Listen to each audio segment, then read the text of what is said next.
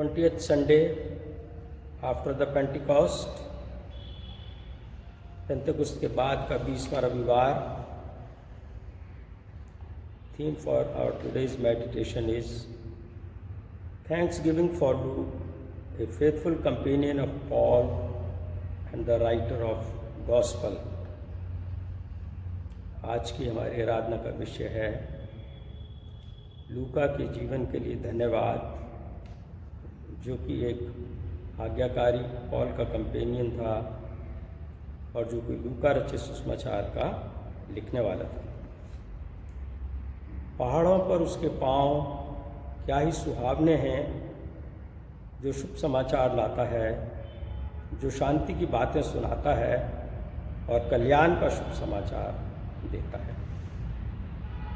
आज की हमारी इस ऑनलाइन सर्विस में आप सब लोगों का स्वागत है और मैं उम्मीद करता हूं कि परमेश्वर की दया से आप सब लोग स्वस्थ और ठीक से अपने घरों में होंगे और आज संडे के दिन आप सब लोग आज की इस इबादत में पार्टिसिपेट करने के लिए एकत्रित होंगे. आइए हम सब मिलकर एक गीत गाएंगे, स्वीट आवर ऑफ प्रेयर.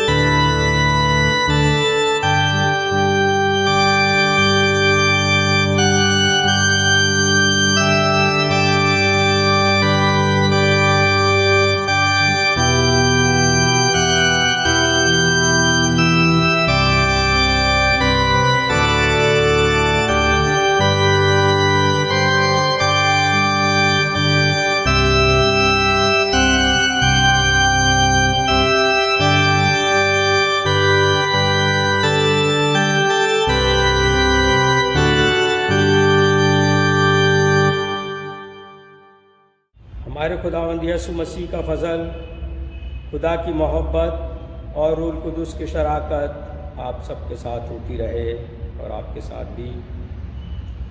आए तमाम कुदरत के खुदा, तेरे आगे सबके दिल का हाल खुला है, तुझे सबकी मुरादें मालूम हैं और तुझसे कोई भेद छिपा नहीं.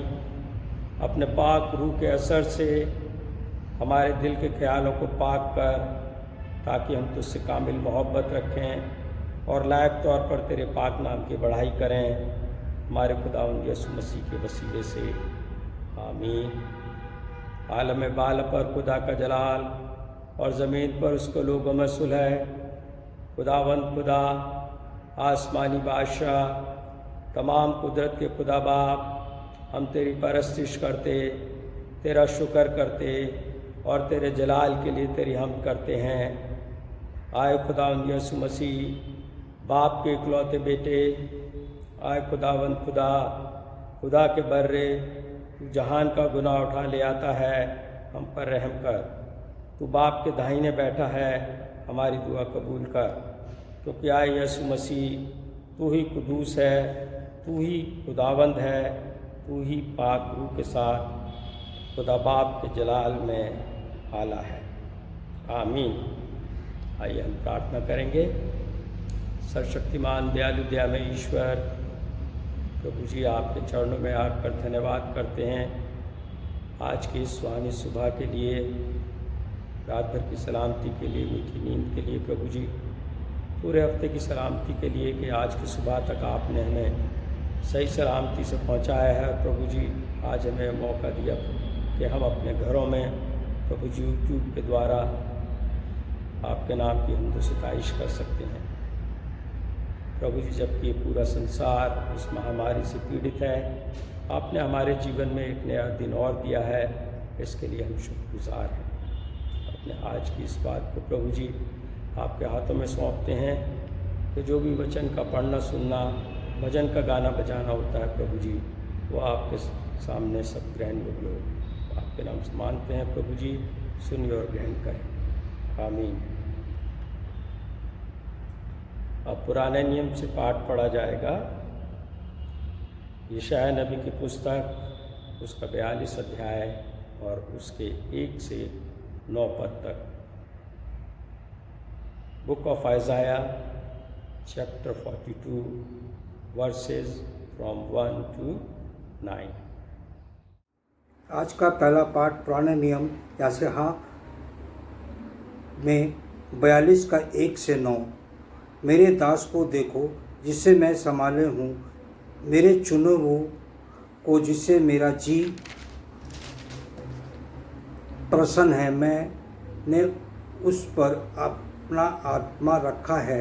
वह जाति जाति के लिए न्याय प्रकट ना करेगा, ना चिल्लाएगा और ना ऊंचे शब्द से बोलेगा और ना सड़क में अपनी वाणी सुनाएगा। कुचले हुओं को नरकट को वह ना तोड़ेगा और ना टिमटिमाती बत्तियों को बुझाएगा। वह सच्चाई से न्याय चुकाएगा, वह ना थकेगा और ना हिसाब छोड़ेगा, जब तक वह न्याय को पृथ्वी पर शिथिल न करे और दीप के लोग की व्यवस्था की बाट जोएगा। परम परमेश्वर जो आकाश का संहार ताड़ने वाला है, जो उपज सहित पृथ्वी पर फैलाने वाला और उस पर के लोगों को जो साहस और उसके चलने वालों की आत्मा देने वाला यहोवा है। वह यूँ कहता है, मुझे यहोवा ने तुझको धर्म से बुलाया लिया है। मैं तेरा हाथ थाम कर तेरी रक्षा करूँगा। मैं तुझे समाज साज में लिए बच्चा और जातियों के लिए प्रकाश ठहराऊँगा कि तू अंधों की आंखें खोले, बंदियों को बंदगृह में निकाले और जो अंधेरिया में बैठे हैं वे उनको काल कोठरी से निकाले। मैं यहोवा हूँ, मेरा नाम यही है। अपनी महिमा में दूसरों की ना दूंगा और जो स्तुति मेरे योग्य वह खुदी हुई मूर्तों को ना दूंगा। देखो, पहली बात तो हो चुकी है, अब मैं नई बातें बताता हूँ। उनके होने से पहले मैं तुमको ये सुनाता हूँ। आमीन। नए नियम का पाठ लिया गया है 2 तिमोथी उसका 4 अध्याय उसके 6 से 18 पद तक। New testament lesson taken from the 2 Timothy chapter 4, verses 6 to 18. Today's reading has been taken from 2 Timothy chapter 4 verses 6 to 18. 2 Timothy chapter 4 verses 6 to 18. For I am already being poured out like a libation, and the time of my departure is at hand. I have competed well. I have finished the race. I have kept the faith. From now on, the crown of righteousness awaits me, which the Lord, the just judge, will award to me on that day, and not only to me, but to all who have longed for his appearance. Try to join me soon, for Demas, enamored of the present world, deserted me and went to Thessalonica. Crescens to Galatia, and Titus to Dalmatia. Luke is the only one with me. Get Mark and bring him with you, for he is helpful to me in the ministry. I have sent Tychicus to Ephesus. When you come, bring the cloak I left with Carpus in Troas, the papyrus rolls, and specially the parchments.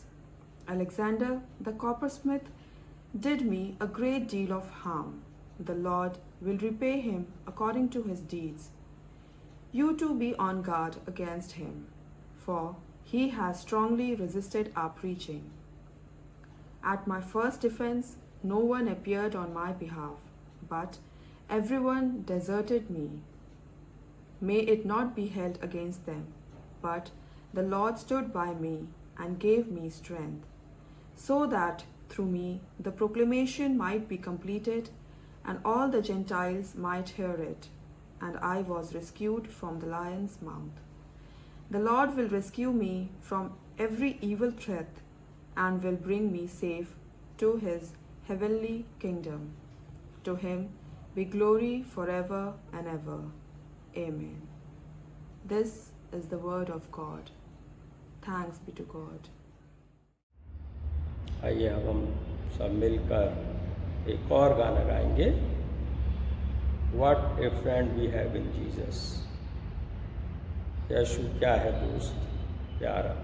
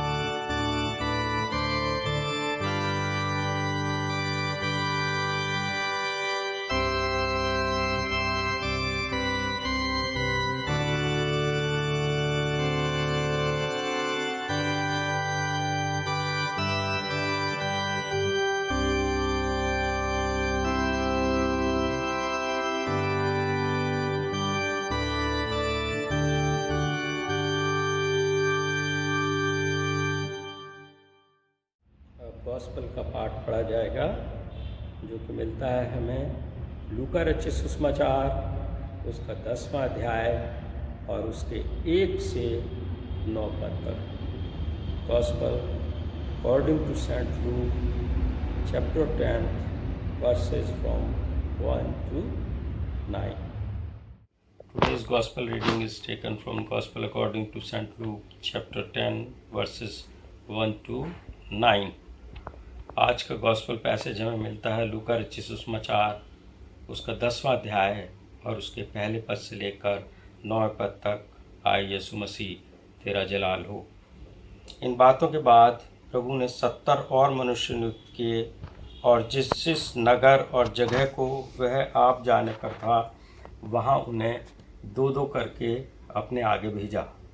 और उसने उनसे कहा, पके खेत बहुत हैं परंतु मजदूर थोड़े हैं, इसलिए खेत के स्वामी से विनती करो कि वह अपने खेत काटने को मजदूर भेज दे।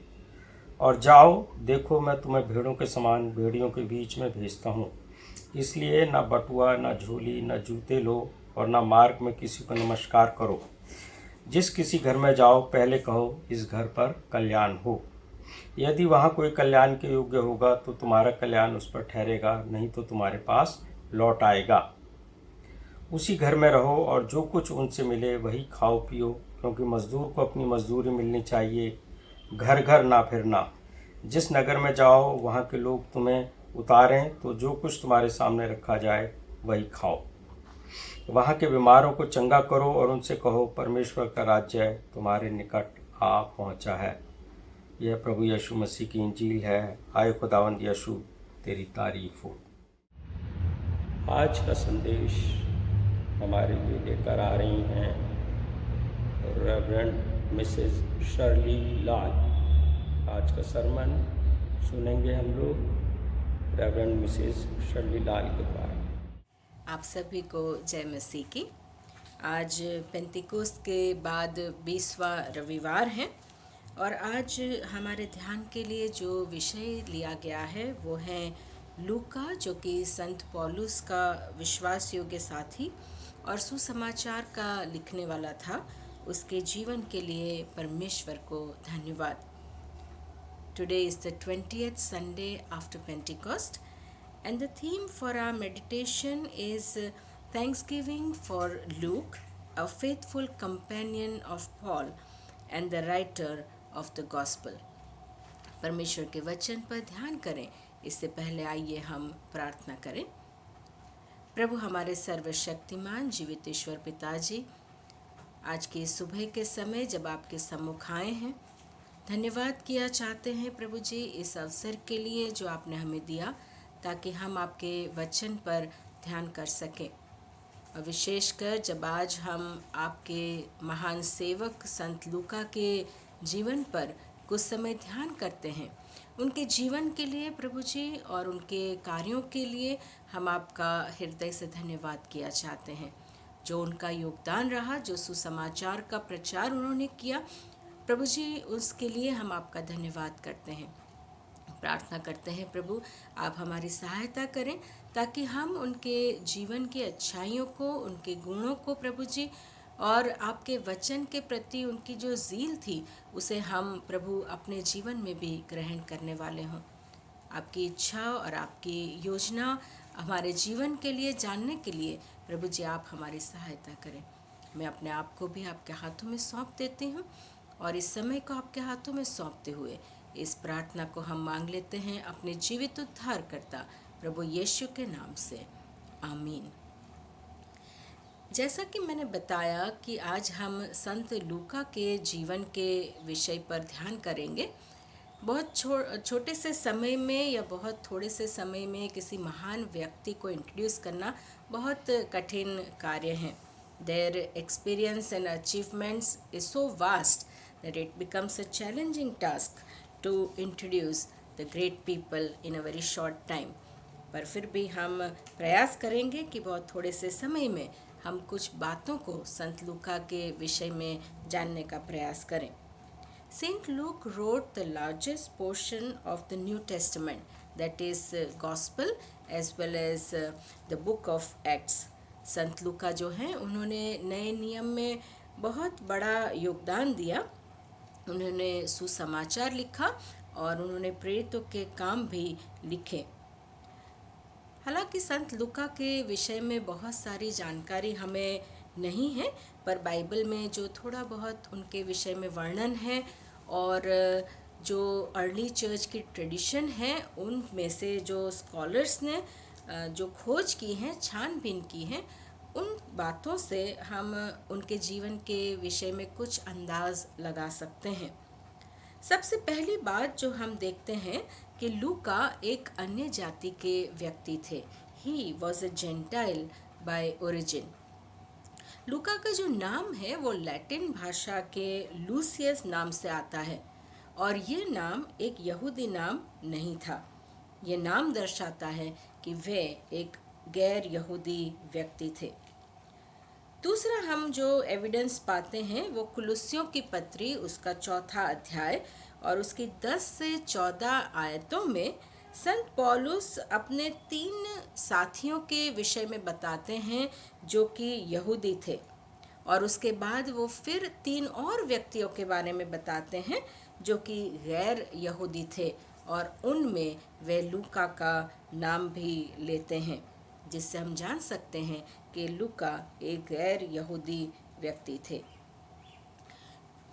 इसके उपरांत लूका अपनी पुस्तक में जहाँ कहीं भी पुराने नियम की आयतें लिखते हैं या वचन लिखते हैं तो वे उसका अनुवाद ग्रीक भाषा से करते हैं, जबकि पुराना नियम तो इब्रानी भाषा में यानी हिब्रू भाषा में लिखा गया था। और इसलिए स्कॉलर्स का ये मानना है कि क्योंकि वे यहूदी नहीं थे, वो शायद हिब्रू भाषा नहीं जानते थे। और एक और ट्रेडिशन के अनुसार ये प्रतीत होता है कि लूका जो है वो रोमी साम्राज्य के एक बहुत बड़े शहर सीरिया के अंताकिया शहर के रहने वाले थे, क्योंकि जिस तरह की भाषा का वो उपयोग करते हैं और अपने लिखावट में वो बहुत बार अंताकिया की कलीसिया का वर्णन करते हैं, शहर का वर्णन करते हैं, जिससे कि हम जान सकते हैं कि वे यहूदी नहीं थे। और आखिरी बात जो हम देख पाते हैं कि लूका अपनी दोनों पुस्तकें यानी सुसमाचार और प्रेरितों के काम वो दोनों ही थियोफिलस नाम के व्यक्ति को लिखते हैं। He is writing both the gospel of saint Luke as well as the book of Acts to Theophilus. और स्कॉलर्स ये मानते हैं कि थियोफिलस जो था वो रोमी साम्राज्य में एक बहुत धनी और नामी व्यक्ति था। वो परमेश्वर का भय मानने वाला और सत्य की खोज में भी था, और इससे ये जाहिर होता है कि लूका भी उन्हीं लोगों के एक सर्कल में था। और इन तमाम बातों से हम ये जान पाते हैं कि लूका जो है वो एक गैर यहूदी व्यक्ति थे। He was the only gentile who wrote major portion of the New Testament. जो सबसे बड़ी बात ये है कि वे एक अन्य धर्मी व्यक्ति थे, और सिर्फ यही थे जो अन्य जाति के होने के बावजूद भी नए नियम की बहुत सा योगदान उन्होंने दिया। दूसरी बात जो हम उनके विषय में जानते हैं वो ये है कि वे एक वैद्य या एक डॉक्टर थे। Look was a physician by profession. और ये बात हमें जानने को मिलती है कुलुस्सियों की पत्री उसका 14 अध्याय और उसकी 14वीं आयत में। संत पौलुस लिखते हैं जब लूका के विषय में, तो वो लिखते हैं, हमारा प्रिय वैद्य Luke, our beloved doctor Luke. तो उस बात से हम जान पाते हैं कि वे एक वैद्य थे। दूसरी बात, जब हम लूका रचित सुसमाचार पढ़ते हैं तो उसमें जहाँ कहीं भी वे प्रभु यीशु के चंगाई के आश्चर्य कर्म का वर्णन करते हैं तो वहाँ वो ख़ास कर उस बीमार व्यक्ति के बीमारी के लिए कोई ख़ास टर्म्स भी लिखते हैं। जैसे कि उदाहरण के तौर पर लूका रचित सुसमाचार उसका 14 अध्याय और दूसरी आयत में वे कहते हैं कि एक व्यक्ति जो आया उसको जलंधर का रोग था। He was suffering with dropsy. इस तरह के जो टर्म्स वो यूज़ करते हैं, बीमारियों के नाम जो उपयोग करते हैं, उससे हम जान पाते हैं कि वे एक वैद्य थे या एक डॉक्टर थे। तो तीसरी बात जो हम लूका के विषय में जानते हैं, वे एक बहुत ही विद्वान और ज्ञानी व्यक्ति थे। Luke was a highly educated and intelligent person. उनकी लिखावट में हमें उनके ज्ञान की झलक दिखाई पड़ती है। He used rich vocabulary. There are 800 words in both the Gospel of St. Luke and the book of Acts, which does not appear anywhere else in the New Testament. उनके सुसमाचार और प्रेरितों के काम में करीब 800 ऐसे शब्द हैं जो नए नियम में हमें कहीं भी देखने को नहीं मिलते हैं। वे अपनी पुस्तकों में क्लासिकल ग्रीक का उपयोग करते हैं, जो कि एक बहुत पॉलिश्ड ग्रीक भाषा है, उन्हें वो उपयोग करते हैं। He was a skilled literary artist. और चौथी बात जो हम लूका के विषय में जानते हैं कि लूका एक इतिहासकार और एक यात्री थे। He was an historian and a traveler. He presents an orderly account on the life of Jesus based on his careful research. अगर हम पढ़ें लूका की इंजील, उसका पहला अध्याय और उसकी 1 से 3 आयतें अगर हम पढ़ते हैं तो यहाँ लिखा है, बहुतों ने उन बातों का जो हमारे बीच में बीती है इतिहास लिखने में हाथ लगाया है, जैसा कि उन्होंने जो पहले ही से इन बातों को देखने वाले और वचन के सेवक थे हम तक पहुंचाया। इसलिए हे श्रीमान थियोफिलुस, मुझे भी यह उचित मालूम हुआ कि उन सब बातों का संपूर्ण हाल आरंभ से ठीक ठीक जांच करके उन्हें तेरे लिए क्रमानुसार लिखूं। जिस तरह से उन्होंने सुसमाचार में प्रभु यीशु का वर्णन किया, उससे हम जान पाते हैं कि वो एक इतिहासकार थे। उन्होंने बहुत बखूबी से प्रभु यीशु के जन्म से लेकर उनके पूरे जीवन को उन्होंने बहुत बारीकाई से वर्णन किया। वे पौलुस के सहकर्मी भी थे, जो उनकी दूसरी मिशनरी यात्रा में उनके साथ थे। और लूका पौलुस की यात्रा अगर हम प्रेरितों के काम की पुस्तक में पढ़ें तो बहुत ही बारीकाई से उनकी यात्रा के एक एक बातों का वो वर्णन करते हैं, क्योंकि वे उनके साथ थे। पौलुस जब फिलेमोन की पत्री उसके 24वीं आयत में और दूसरा तिमोथियस उसका 4था अध्याय और 11वीं आयत में लूका के विषय में लिखते हैं, तो वे बताते हैं कि उस समय जब वो बंदीगृह में थे तब भी लूका उनके साथ थे। और स्कॉलर्स का ये मानना है कि लूका पौलुस की मृत्यु के समय भी उनके साथ में थे। केवल लूका ही है जो प्रभु यीशु के स्वर्गारोहण के बाद की घटनाओं को और मसीही समाज की या मसीही धर्म की कैसे वृद्धि हुई उसका डिटेल में वर्णन बताते हैं। ऐसे एक महान व्यक्ति जो कि अन्य जाति के थे, जो कि एक वैद्य या एक डॉक्टर थे, जो बहुत ही विद्वान और ज्ञानी व्यक्ति थे और जो इतिहासकार और यात्री थे। इस महान व्यक्ति लूका के जीवन में हम क्या बातें देखते हैं, उनके जीवन से हम क्या सीख पाते हैं। पहली बात हम ये जान पाते हैं कि लूका जो कि गैर यहूदी व्यक्ति थे, उन्होंने प्रभु यीशु के जन्म, उनके जीवन, उनकी मृत्यु, पुनरुत्थान और स्वर्गारोहण का बहुत ही डिटेल में वर्णन किया। और ये इसलिए ताकि जो गैर यहूदी लोग हैं या जो अन्य जाति के लोग हैं वे भी प्रभु यीशु को अच्छी तरह से जान पाएं। He narrated the story of Jesus in such a manner that the non-Jewish people could understand about Jesus clearly. He presented that salvation through Jesus Christ is for everyone, and anyone who believes in Christ can enter the kingdom of God. उन्होंने ये बताया कि जो परमेश्वर का उद्धार है वो हर किसी के लिए, जो कोई प्रभु यीशु पर विश्वास करते हैं वो इस उद्धार को पा सकते हैं, उनके राज्य के हकदार बन सकते हैं। लूका की इंजील उसके 3 अध्याय की 6 आयत में लिखा है, और हर प्राणी परमेश्वर के उद्धार को देखेगा। He traced the genealogy of Christ to Adam and not to Abraham to prove that Christ belongs to all.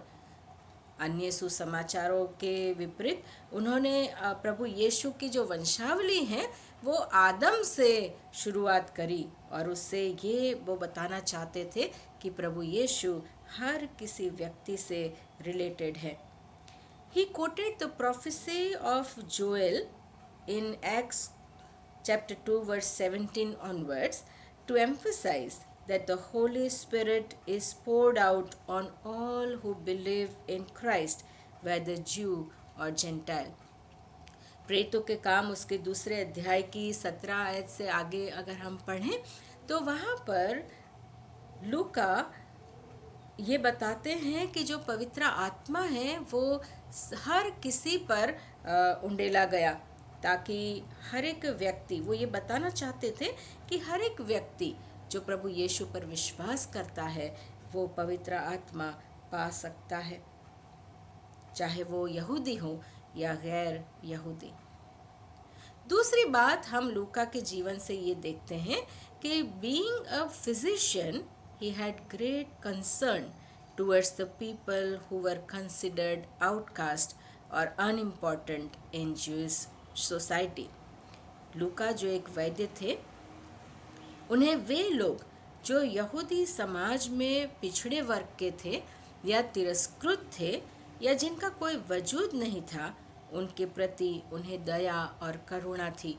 और अपने सुसमाचारों में, अपने प्रेरितों के काम की पुस्तक में वे इस बात पर जोर देते हैं कि परमेश्वर उन लोगों तक पहुंचते हैं या ऐसे लोगों की सुधि लेते हैं जो दुख तकलीफ में हैं या जिनका समाज में कोई स्थान नहीं है। Luke gives prominent place to such people in his writing. अगर कुछ उनकी लिखावट के बारे में या इन लोगों के विषय में अगर हम देखें तो सबसे पहले हम पाते हैं कि लूका अपनी पुस्तकों में महिलाओं की सेवा को बहुत महत्व देते हैं।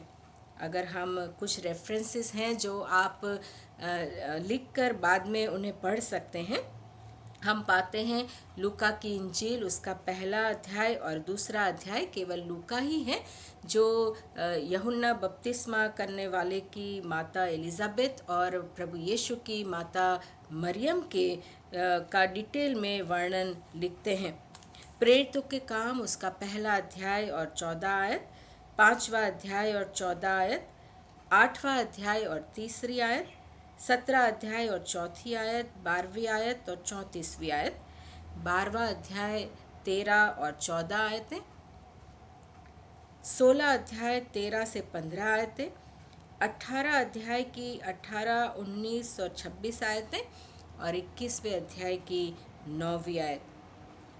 हम देखते हैं कि यहूदी समाज में महिलाओं का कोई वजूद नहीं था, यहाँ तक कि उनकी गवाही भी मानी नहीं जाती थी।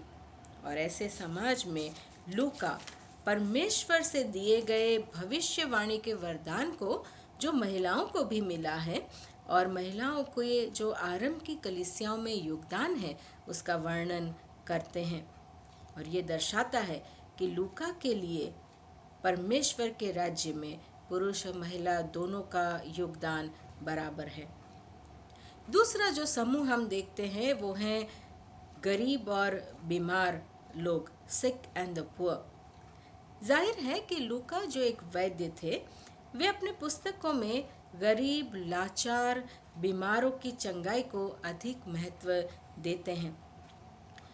हम सबसे अधिक उदाहरण लूका की राइटिंग्स में पाते हैं।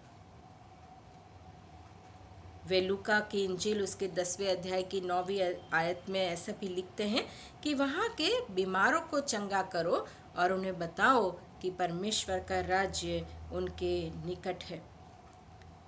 परमेश्वर हर किसी की बीमारी को दूर करने की सामर्थ्य रखते हैं। तीसरा जो समूह है वह है अनक्लीन लोग, या जिनको माना जाता था कि वे अनक्लीन हैं। Look had compassion towards the people who were called unclean. लूका की इंजील उसका 5वां अध्याय उसकी 13वीं आयत, 17 अध्याय उसकी 11 से 19 आयत में लूका उन व्यक्तियों की चंगाई के विषय में लिखते हैं जो लेप्रेसी से अफेक्टेड थे या लेप्रेसी से पीड़ित थे। He also mentions about the Samaritans, the tax collectors and others who were considered as sinners in the Jewish society. Luke tries to prove that God loves such people and cares for them.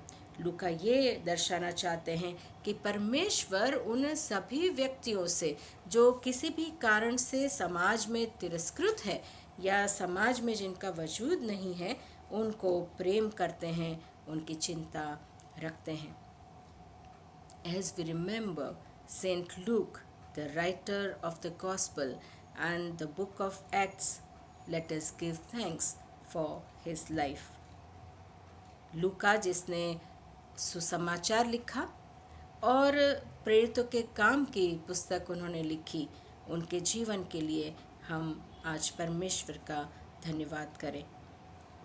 Even though he had not seen Christ nor met Christ, he did not belong to the Jewish community, yet was so influenced by Christ that he not only accepted Christ in his life but also became a man with the mission. लूका जो कि एक गैर यहूदी था, जिन्होंने ना तो कभी प्रभु यीशु को देखा ना उनसे मिले, पर फिर भी प्रभु यीशु के जीवन और उनकी शिक्षा से इतना प्रभावित हुए कि उन्होंने ना सिर्फ प्रभु यीशु को अपने जीवन में अपनाया, पर उससे बढ़कर प्रभु यीशु की सेवा के लिए अपना जीवन दे दिया। उन्होंने अपने जीवन से, अपनी मिशनरी यात्राओं से और अपनी पुस्तकों से प्रभु यीशु के सुसमाचार को प्रचार किया। उन्होंने परमेश्वर के जो प्रेम जो उनके अपने अंदर ऐसा पाया कि उसी प्रेम से हर एक व्यक्ति को उन्होंने स्वीकार किया। Luke was a Gentile who turned to be an evangelist and a physician who prescribed the power of Jesus for healing.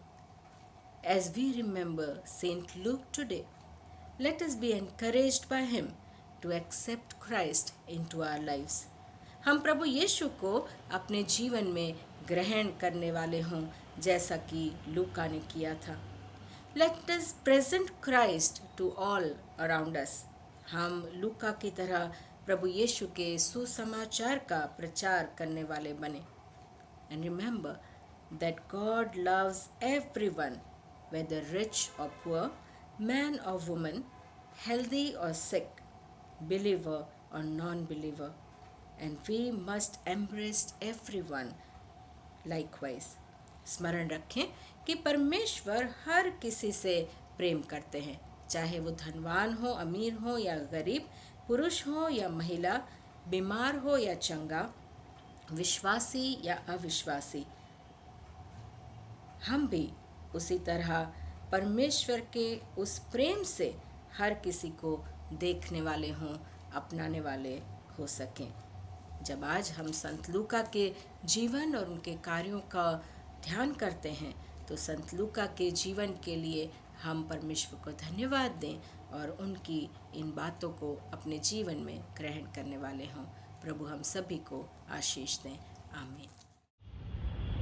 Reverend Mrs Harilal का हम धन्यवाद करते हैं उनके अच्छे संदेश के लिए। आइए हम सब मिलकर एक साथ बोलेंगे, निकाया का अकीदा।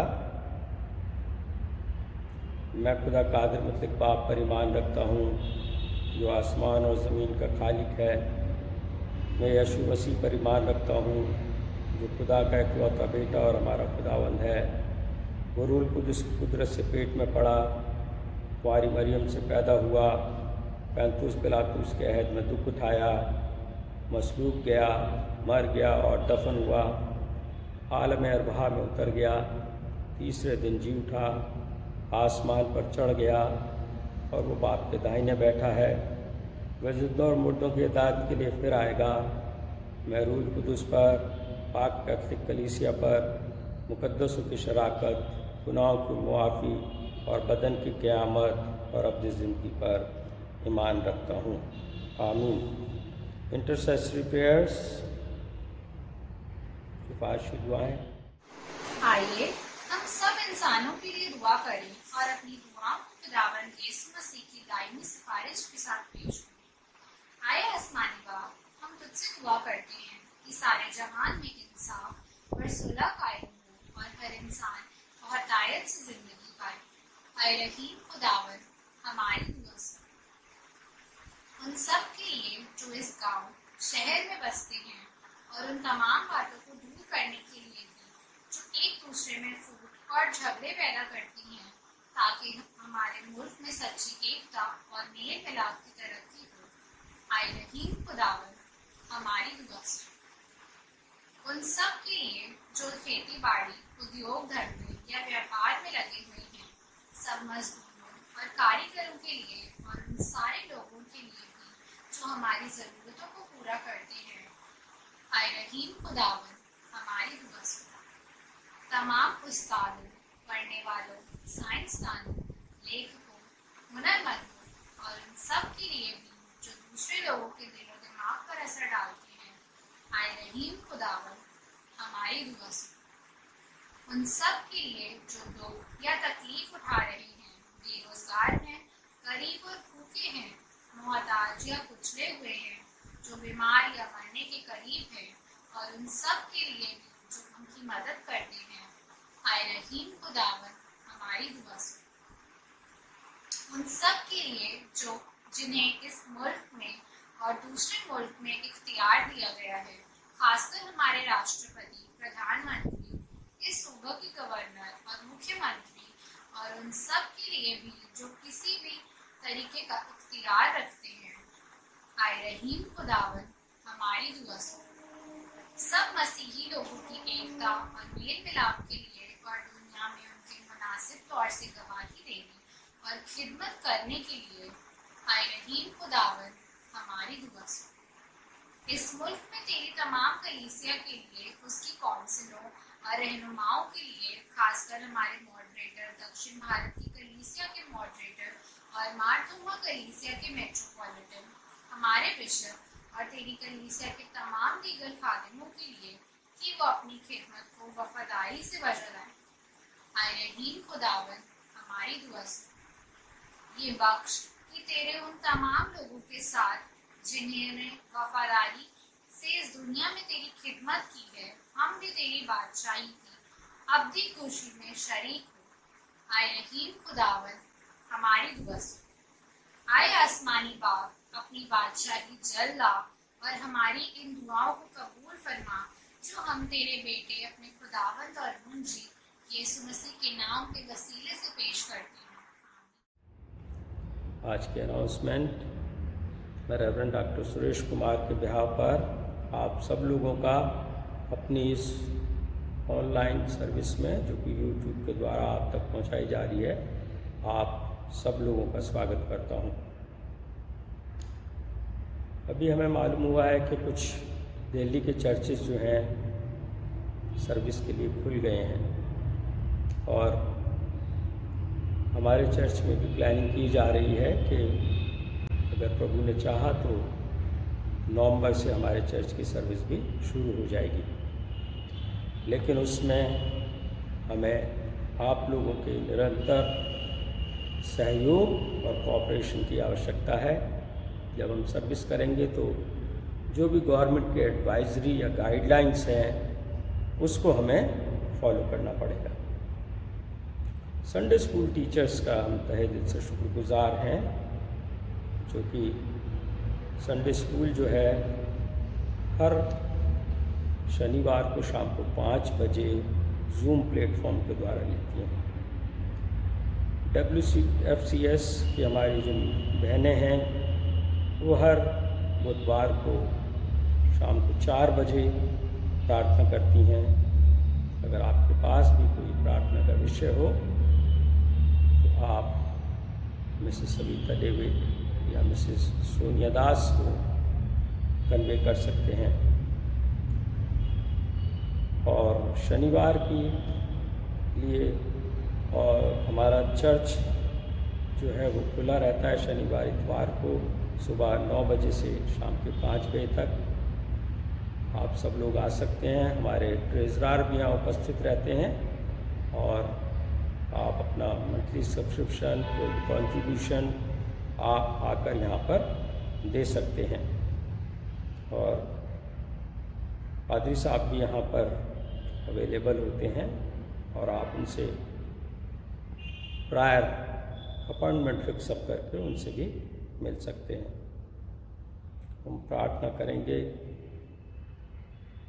सब लोगों की अच्छी सेहत के लिए, खासकर इस कोरोना के काल में अपने पड़ोसी देशों के लिए जहाँ पर भी अशांति है, बॉर्डरिंग एरियाज़ ऑफ नेपाल,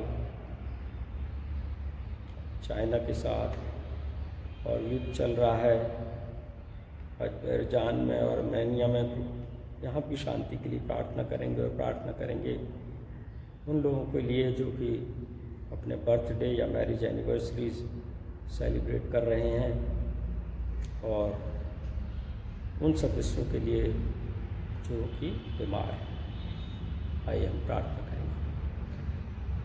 सर्वशक्तिमान दयालु दयामय ईश्वर, एक बार फिर आपके चरणों में आकर प्रभु जी धन्यवाद करते हैं आज के इस अच्छे समय के लिए कि आपने हमें